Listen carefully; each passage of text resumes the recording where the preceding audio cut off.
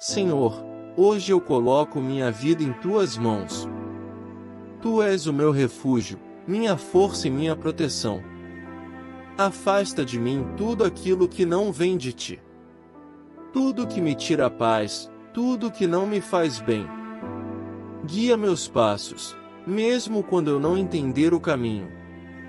Ensina-me a confiar mais na tua vontade do que na minha. Se for da tua vontade, que aconteça. Se não for, que o Senhor me dê força para aceitar. Eu sei que tens o melhor preparado para mim. Por isso descanso em ti, confio em ti e sigo com fé. Fica comigo, Senhor, hoje e sempre. Amém.